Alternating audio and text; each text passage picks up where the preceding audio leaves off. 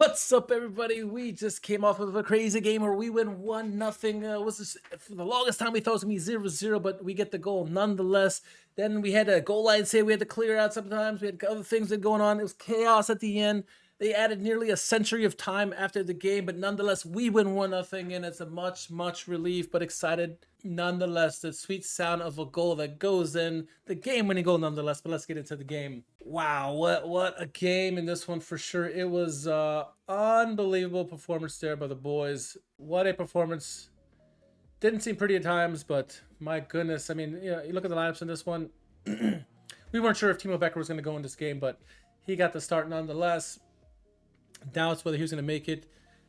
Well, that was going to be the only really big question mark, and it only took, what, 9 minutes, actually. 9 minutes for him to actually go down with another injury, a serious injury, looking injury, and he goes down. He had to get swapped out for Ihan, and at the time, heading into the game, heading into the match, we said, Timo Becker is doubtful, so why risk him? Bring, Kurachai could play left side, right side, center, whatever. Put Kurachai on the right. Put Sanchez on the left, because those guys have the most match experience at the moment. I love Ihan, but Ihan isn't ready for this time. If you bring it in late in the game, say 60, 70 minutes in, and Becker feeling ill, you bring in Ihan then, right, for the last 30 minutes or so, 20, 30 minutes.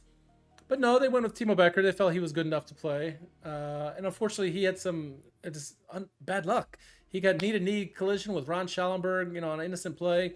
He goes down. It looks like it could be a serious injury.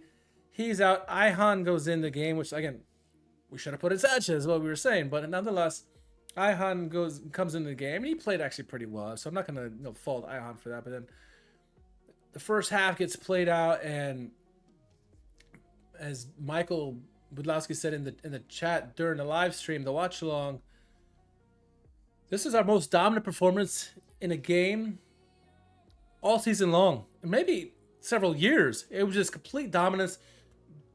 Carry us wasn't threatened at all. Defense barely had to do anything, but they were rock solid. Midfield shut it down. We had all possession in their half of the game. We had majority of the shots in the game. Everything was in our favor, minus the final third. We just couldn't figure out how to score a goal. And the longer it went on, the more you worried that maybe this game was going to go 0-0. We make it to halftime 0-0. No real substitutions at that point. Eventually, we would see some substitutions, I don't know, after 70-minute mark for sure. Ihan eventually did have to come out because he picked up an injury himself. And in came Sanchez. And then we saw the formation which we had asked from the beginning. Kurachai on the right, Felipe Sanchez in the left, and Katic in the middle. Katic had a much better game in this one than he had before. Overall, great saves, but then Gantenbeim, the one guy who he's such a polarizing player, right? Because majority of the time, it seems like he provides nothing for the team other than pressing and energy, right? Certainly nothing in the final third. But then he has these oddball games where he looks freaking fantastic, and you're like, well, you start questioning yourself. Should he play? Should he not play? You got Porat, who's Mr. Consistency, but every now and then Gantenbeim pulls something out of his ass where you're like, maybe Gantenbeim should start. So Gantenbeim got the start in this one and did absolutely nothing in this game other than pressing the energy, which I thought was very good. Majority of the corner kicks we got in this game were because of the hustle of Gantenbeim. When it came to the final third, nothing was there of substance for him. So eventually he did get substituted out for Porat. Porat came into the game as, a like-for-like substitution.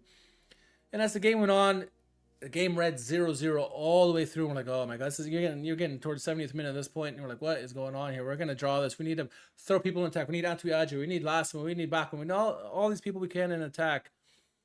But what happens? Kurachai, instead of going for Becker, which everyone thought was going to Becker, makes a great pass to Karaman. Karaman, one-on-one against the keeper, takes a shot, forces the keeper to make a save, and take a step back here. The keeper looks shaky all game long, and what we have been asking during the stream is take shots on target, force the keeper to make a save, because every time the ball is near him, he fumbles it and makes a really bad play. And that's all we've been asking. And finally, Kenan Karaman comes down the pitch, takes a shot on goal, keeper makes a save, forces it out wide. And this is actually a time the keeper didn't make a bad play on it, forces it out wide, but Porat out of nowhere, where Gantenbeim wouldn't have done, at an obscure angle, would had no right taking a shot, gets a shot into the back of the net, scores the goal. You hear the announcers screaming, Tor, Tor, Tor. great way to get the lead there. Much deserved for us. We were dominant the entire game. 1-0, happy about it. And then you knew it was going to happen. Eventually, we were going to deviate from our dominant play and then let Greuther Fürth back into the game. And when they hit up 8 minutes left in the game, that was when that time was going to come. And in the last 8 minutes of the game, last 5 minutes of the game, our defense just stopped playing all of a sudden. And we gave them more and more opportunities. Felix, Klaus, Julian Green and company started getting more and more opportunities that they really shouldn't have done. And luckily, Karius had to make a goal line save. Some other big plays by us defensively, an offside call by them. Really negated some calls, and eventually we win the game 1-0. Couldn't have been more happy about it. Key takeaways for me in this game, looking at the team, Katic had a much better game. Becker really shouldn't have started this, but Kurchai played very, very well. Becker, Schallenberg, El Fauzi played well. Gantenbeim was okay. Gomes, non-existent. Silla as well had chances, but non-existent. Karaman was very strong in the game throughout. And then you look at Ayhan. Ayhan had a good game, for the moments that we saw him, the 60 minutes that we saw him. Sanchez was strong when he came in. Bachmann was the presence we expect, and Porat obviously was fantastic, and Lasma was who we thought he was going to be. So, how did this game go? The 3 big plays in this game for me, 3 takeaways from this game, right? And I'll go in reverse order from what I did on the stream. First, Meyer Muslich making the big substitution to get Gantenbeim off. Yes, Gantenbeim is his boy with the energy and the pressing, but the final third was lacking with him, and we needed that because Gomes and nobody else in the attack was getting any kind of service from Gantenbeim's side. He tried; it wasn't like he wasn't trying, but he had to come off, and so they brought in Porat, and that became a huge play because, at least in my second point, Porat doing what Gantenbeim couldn't do, and he puts the ball on target into the goal. Great, obviously, it's a play by Kurchai to making a fantastic pass to Karaman. Karaman, individual brilliance, once again, takes a shot, forces the keeper to make a save. And then Kurchai being Johnny on the spot. So that's my second takeaway, Kurchai with a heads-up play with the goal. And then third, yet again, Loris Karius is showing more and more that he is such an important player for us. We talked about how... Jack talked about how that last season we said signing of the season. Say, watch out, it's gonna be Karius next season because he could arguably he has a talent, and once he has more familiarity with the team, he could really get comfortable and start making big saves and become a key figure for us. And boy, Jack could be more right this season. He's been very instrumental for us. He's been comfortable back there for the most part. There has been some times where we've seen the shaky Karius that we've seen in the past, but he's come up crucial for us, and in this game makes a goal line save. Great reaction save that Porat ended up clearing the rebound out of. So he was really good. So those are the 3 key takeaways for me in the game. Man of the match. It's hard to say, but it's got to be Karius. Karius with the last game-winning save, man of the match there. A key play there. Gets another clean sheet. What is it, 3rd in a row for him? So wonderful work there by him and the team. And so, yeah, we go away here. Another Victory Monday podcast coming up.